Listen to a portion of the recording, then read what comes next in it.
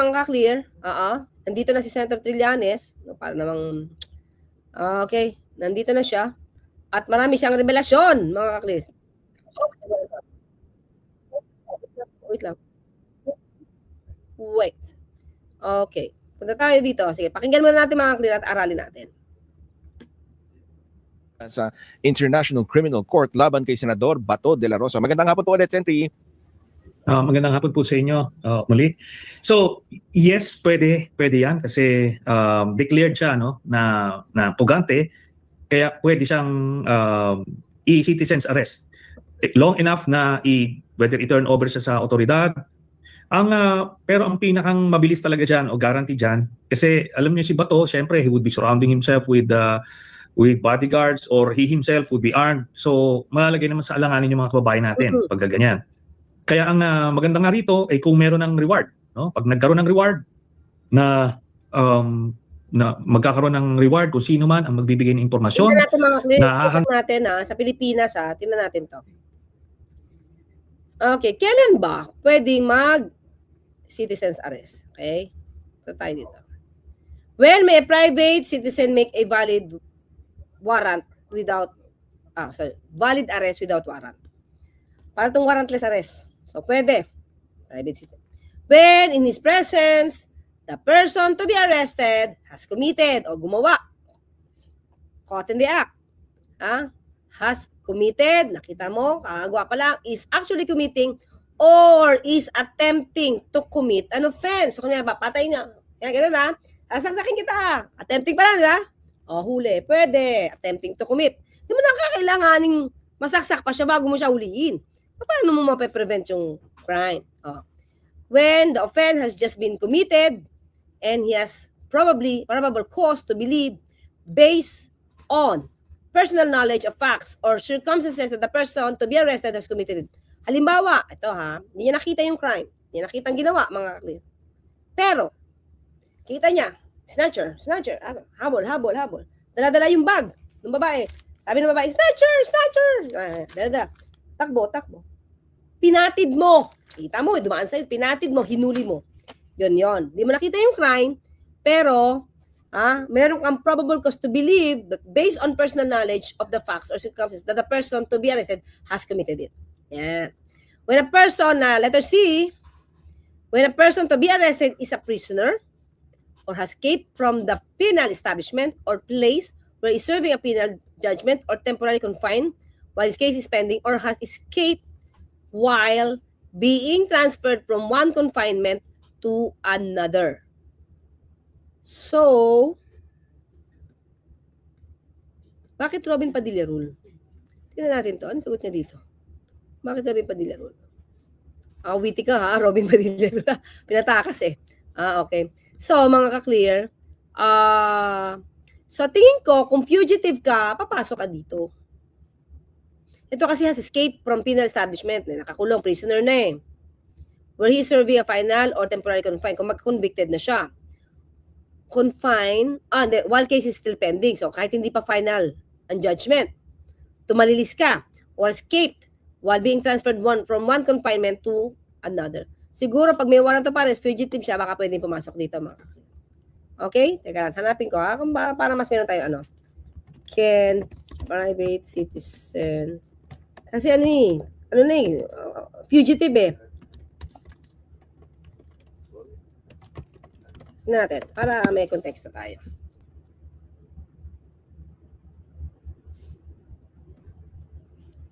Tingin ko pasok doon, mga clear. Doon lang papasok. Sa number 3, letter C. Tingnan natin, para hindi tayo magkamali. Tingnan natin. Okay, in flagrante delicto, hot pursuit, pwede. Arrest of escapes. Person may be arrested without a warrant if they are prisoner who escape and escape while being transferred. Exception. This exception applies. Okay. This exception applies to fugitives. So, pwede. Okay? This exception applies to fugitives from justice, including those who have evaded lawful custody. Diba? Private citizen may arrest without a warrant. So, yung warrantless arrest, mga clear, ay applicable din sa private citizen. Okay? So, tuloy tayo. At least, naliwanagan natin yan. Sino man makakita kay Senator Bato, pwede nang hulihin dahil siya tinuturing na fugitive. Tong, sa pagkahuli ni Bato, nako, mabilis po yan. Mabilis na, ano yan, Sino, mahuli. sino po kaya pwedeng magbigay ng reward para gaganahan tong mga kapwa natin Pilipino na isurrender siya? Hindi kami. Hindi ho, sila yata. Magtuturuan niya. Pwede po yan sa level ng DOJ, DILG, o PNP. Kung sino po ang pwede gumawa, even NBI. Oo nga, no? Sa mga ibang mga kaso, the following day, naglalabas kagad kung sino-sino mga ahensya, kung sino-sinong mga government official na willing magbigay ng pabuya sa ikahuhuli ng ganito, ganyan. Di ba? Diba? Kasi mga clear, sa ICC, consider siya wanted. Diba? Sa ICC, consider siya wanted. Si Senator Bato. Bakit siya ganito parang masyado yata mabagal ko, Sentry? Ako, ano lamang, I would like to give them the benefit of the doubt na ganyan talaga yung birokrasya. Pero, ano kasi, no? May hesitation. Siyempre, dahil senador, itong si Bato de la Rosa, tapos si Cayetano ngayon, nagtatrete ng mga ahensya na sisiruhin yung budget, kung ano man. Kaya, maintindihan natin. Talaga, may ganun. Napaka-ano naman, above the law naman pala yung dating. Kung totoo How, yung hesitation ng mga bureaucrats. But I hope they will stick with the mission. Kung ang kailangan gawin is huliin si Bato, dalhin sa dahig, then yun, kung kailangan magbigay ng pabuya, edi gawin din yun. Kasi yan yung sa mga Intel Fund, di ba? Ang Intel Fund supposed to be you're buying information para magampanan mo yung mission mo. So yan is one use of the Intel Fund. Speaking of sa SP Cayetano, kanina lang ay pinirmahan ni Ombudsman Boying Rimulya yung preventive suspension, 6 months preventive suspension doon sa bagong talagang Sergeant at Arms ng Senate si Mau Aplasca. And umaapila si SP Cayetano na i-reconsider ang desisyon ng Ombudsman.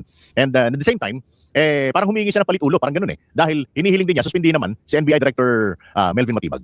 di ba mga Chris, sabi ko kanina, mukha talagang for me lang opinion ko lang to. Nung pinapupunta siya doon, habang nagkakagulo, parang ang set up para masabing siyang may responsibilidad doon. Nagkataong wala siya doon Di ba? Baka lahat ituro sa kanya, katulad ngayon, itinuturo sa kanya lahat ng kasalanan. Ito si Senator Alan. Anong comment mo ron? Alam niyo yung ganyang attempt ni Senator Cayetano, ano na lang yan parang nag-reflex na lang siya ng kanyang power. But he's realizing now na limitado ang power ng Senate as an institution. Hindi ka pwede mang-arbor ng obvious na gumawa ng krimen. Kasi itong si General Aplasca, maliwanag yung krimen na ginawa niya doon, pinaputukan niya yung mga NBI agents.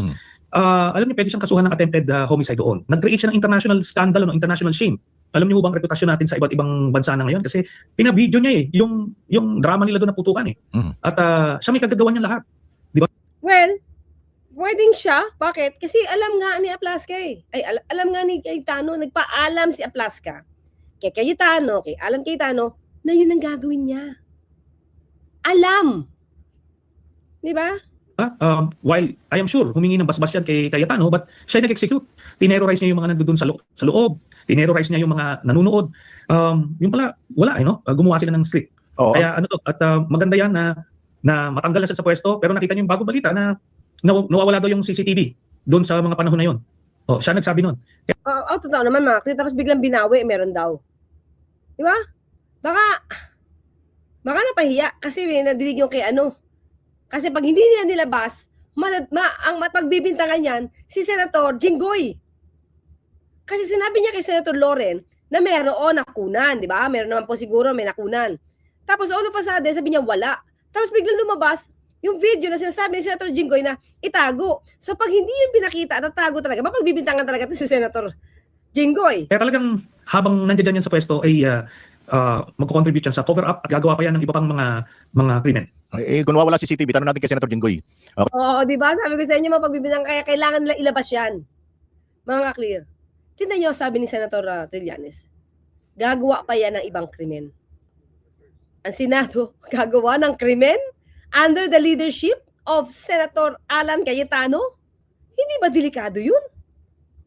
Paano yan? Meron pang another na pwedeng arestuin. Si Senator Bongo. Itatago niya rin? Di ba? Kung anong ginawa niya kay Senator Bato, malamang yun din ang gawin niya kay Senator Bongo. Bakit? Bumoto sa kanya Kasama niya sa majority. Kasamang bumoto sa kanya, di ba? Kasi siya yung narinig, itago niyo CCTV. Di ba? Eh, Tsaka hindi ko maintindihan na, kasi sabi ni NBI Director Matibag, parang nag-warning shot, no? Yung mga tauhan ng Senate laban dun sa mga taga-NBI. Para saan yung warning shot? Di ba? Nung makita nila yung may mga papalapit na NBI, nag-warning shot ang mga tauhan ng sa Sergeant. Hindi nga papalapit eh. Pinunta nila, binuksan nila yung pinto eh. Sila yung lumabas. Tingin ko that's the right word. Sila yung nag-terrorize eh. Sa NBI agent. at arms ng Senate. Yun na nga po ang butas na malaki doon sa kwento ni General Aplasca. Sinasabi niya, kaya daw siya nag-warning shot. Paano pa yan mga clear ko? Ang makikita doon sa lugar na yun sa Bridgeway, isa lang. With the blue guard. Kasi nadinig ko sa news kanina mga clear, individual. At dito nakita yung individual. So isa. Kasi sabi ni Senator, ni NBI Director, isa lang daw na NBI agent. At the time nakaupo, yun yung pagkakaano, anyway, initial investigation to, no? Nakaupo, at may kasamang blue guard. Ng GSIS. Kasi tanong ko, ano ba yung blue guard? Blue guard GSIS. Yeah? Blue guard ng GSIS. Dahil ayaw daw ibaba nung NBI yung armas nila. Bakit niya naman didisarmahan yung NBI? Di ba? Plus, ganito yan. Yun hong hallway na yon doon sa GSIS building. Kasi yung Senado po ay umuupa lang sa GSIS building. Tapos yung part ng Senate, may boundary po yan. Nakaharang po yan pinto. May pintong nakaharang dyan. Yung NBI, nandito sila sa GSIS side kasi humingi ng tulong yung GSIS President na bantayan yung side niyan. Kasi yung pintuan dyan sa in-between Senate at GSIS ay nabubuksan lang kung galing ka ng Senado, nasa nila yung susi. So, yung sabi ko sa inyo di ba? Galing lang sa Senado. So, hindi mabubuksan niya ng NBI from the other side at hindi mo binubuksan. Ang nagbukas niyan, itong Sergeant at Arms. Nakita nila nandoon, wala sa Senate premises. Tapos, nag-identify, tinanong niya, sino kayo? Di NBI. NBI pala, di dapat tapos na yun kasi supposed to be pares kayo nasa gobyerno. Di ba? Hindi naman kayo magkaaway. Tapos hindi naman lang nag-attempt na tumawid man lang ni isang step doon sa loob ng Senate premises. Biglang chinalis niya. Ngayon, even if pumasok doon, hindi mo pa rin pwedeng putukan. Kasi, di ba, may government authority yan. Kahit sabihin pa magsiserve siya ng warrant, mandato nila yun, valid warrant yan. Yun na nga eh. Hindi mo pwedeng harangin. Bakit mo babarilin? Ngayon, yun na ngayon po ang... Lalo na yan mga clear at that time, nandiyan dyan ang NBI, hindi sila nang aaresto, pero sinigurado ng ICC na yung hawak na warrant of arrest ay galing sa ICC. Diba? So mandato yun. Problema dun sa storya ni General Aplasca. Dinala niya, inano niya. Kumbaga ginawa niyang private army yung Sergeant at Arms Oo. Merong resolution na final si Senator Bam Aquino na imbestigahan yung nangyaring yung nangyari sa Senado. Magkaroon pa kaya ng time dahil yung impeachment ay nakasampa na diyan sa ano. Maasikaso pa kaya itong ng Senado na magkaroon ng investigation sa nangyari? Opo, may panahon yan kasi ganito po doon sa aming schedule nung impeachment po ni Chief Justice Corona. Sa gabi po sa hapon, paggabi yung impeachment. Okay. Sa umaga, Monday to Wednesday, yung legislative work, yung mga bills and resolutions, mga interpellations, lahat. Thursday, investigations. Friday, sila off. Yung I think Thursday afternoon, for research and preparation. Ganun po. So may oras pa rin siyang kung gagawin yan. Sentry, yung may paghimok din mula sa Senado na suspindihin din daw po si NBI Director Matibag. Ano pong take niyo doon? Wala naman ng basis eh. Ano bang naging kasalanan ni Director Matibag? Hindi ba sila Aplasca yung unang nagpaputok? Sila nag-instigate eh, nung firefight. Nakita natin ilang footages na from the NBA side, sa GSIS side, tsaka sa Senate side. Walang provocation at all. Yun. Diba? Wala talagang provocation. At, mga clear, wala dun si NBI Director Matibag. Ano doon lang, yung ibang mga ahente niya na pinadala niya because may request ang GSIS. Kaya nga, pag inisip mo mga clear, kung bakit siya pinipilit pumunta sa NBI or rather sa Senado at the time na nagkaroon ng putukan, minsan iisipin mo, balak ba siyang iset up para lahat ng blame sa kanya dalhin or ituro. Since ngayon, wala si NBI Director doon, kahit sigaw-sigawan na siya ni Senator Pia Cayetano, hindi na siya pumunta. Bakit? Nandun naman yung NBI agents niya eh. Hindi naman sila magsiserve ng warrant of arrest. And at that time, di niya pa alam kung sino nagputukan kasi sabi niya, sa interview niya, wala ako dyan, so hindi ko alam yung putukan. So pupunta ba si NBI? Pwede naman niya itong ibigay sa iba. Pwede niya itong ibigay sa iba para mag-imbestiga. Pero bakit siya yung pinapupunta? Diba? Sabi nga ni Senate ni NBI director, itinaboy nyo kami, ayaw nyo kami nandiyan dyan eh. Kaya nga doon na sila sa GSIS, yung mga ahente niya. Tapos mapupuntahin mo habang nagpuputukan. O di ba siya nga naman na ma-blame pa dyan? When in fact, wala siyang kaalam-alam. Totoo, ang nagpaputok, si Osaa, Sergeant at Arms. Ka-call out din kayo niya ni Ambassador. Ko-call out din kayo po niya ni Ambassador. Iko-call out ako ni Ambassador? Wala ako sa putukan. Gawin niya muna yung job niya. Do his job. Bumuhos lang ng putok itong grupo nila General Aplaska, tapos they made it appear na inaatake. Kaya nga itong si Senator Cayetano ay nagdadrama na we are under attack. By whom? Wala naman po, di ba? Pero First time ko ito nadinig, yun din pala yung sinabi niya. Nagdadrama. First time ko ito nadinig. kailangan nila yung ganung drama para nila malabas yung kanilang na inaapi sila na talagang itong Marcos administration ay ginagamit yung dahas para makuha si Bato de la Rosa. Hindi nga eh. They were just there. Wala naman nag-order ng arrest that night. Galit na galit, oh. Yeah? Galit na galit si Ambassador of Jesus. There's 6 daw sila nung gabing yun, kinubkob sila. Nino, nung isang tao. Hindi, nakakalaw kinubkob ng buffet. Ayun nga eh. So, ang dami May buffet. ang daming talaga. Problema. Akala nila kasi they control the flow of information. Pero ngayon, nung real time, they gave the impression na talagang grabing chaos. Alam nyo, ang daming mga embassies na nagpapanik doon, nagtatanong kung anong nangyari sa Senado. Because that's their objective. That's the kind of image they wanted to project. Kaya yung media, ginamit nila. Pinatayo lang nila doon. Hindi nila pinapunta doon sa engagement area para hindi nila nakikita na ang pinapuputukan ay yung pader. Ang nakikita lang nila yung pumuputok yung Sergeant at Arms. Tapos sila na nagkikwento kung ano yung nangyari. So yun yung initial feed. Tapos yung live stream nga ng mga senador, nagpapanik. Pero when the smoke cleared, lumalabas yung detalye. Kagagawan lang pala nila lahat yan. Kaya alam niya tong si Cayetano talagang ilang araw pa lang talagang ginulo na talaga yung Senado, sinisira by the day. Ito pang Grabe mga clean, no? Paano pa ito magiging leader ng ganito? Tapos lahat ng motions sila, pabor sa kanila. Diba? Katulad ng protected custody. huling tanong ko na lang po. Pangkiliting tanong din. May madadagdagan pa bang ilalabas na warrant of arrest ng ICC, Sentry? Mga ilang buwan pa po ang aantay natin bago may lalabas. Yun lang po masabi natin. Pwede, Wala pa ho sa bulong nyo sa amin. Tatlo lang naman tayo nag-uusap dito. Wala nakikinig sa atin. Bulong nyo sa amin. So isa-isa po ba to, Sentry? O pwedeng yung iba pang co-conspirators? Ang sabi ko nga po, ang tansya ko rito, baka hanggang kay Bongo at Albayalde na lang ang pwedeng habulin. Maximum na kay Albayalde. All the rest na co-conspirators or co-perpetrators na na-mention, baka kapusin na po ng ebidensya. Kasi mataas po talaga yung threshold na kailangan abutin. Bakit? Hindi. Nabanggit na si Danao eh. Tawagin nga natin Sentry. Bakit? Ando si Danao. Danao admitted that he killed. Senator Sentry. Huwag kang pumayag. Dapat kasama si Danao. Diba? Tapos kunin yung witness. Si Senator, or rather, si Mayor Magalong. He knows a lot. At kinundin niya daw itong EJK kahit na puring-puri niya ang Pangulong Duterte noon. Ngayon pala, puring-puri niya pa rin. Marami siya alam. Diba? Certainty of conviction. Yung pag-iimbestiga nila, kailangan makalap nila ng assessment nila, certainty of conviction bago. Ay. But syempre, he would be surrounding himself with bodyguards or he himself would be armed. So, malalagay naman sa alanganin yung mga kababayan natin pag ganyan. Kaya ang maganda nga rito ay kung meron ng reward. No? Pag nagkaroon ng reward na Bakit na magkakaroon ng reward kung sino man. Tayo eh. Ang isa lang pwedeng sabihin ni Senator Trillanes, basta yung susunod na ICC warrant, igogo talaga yan. Di ba? Oo. I-go nyo na yan. Yes. Go na yan nga susunod na ICC warrant. So, yun po. Maraming salamat, Sentry. Pinapatawa lang po namin kayo.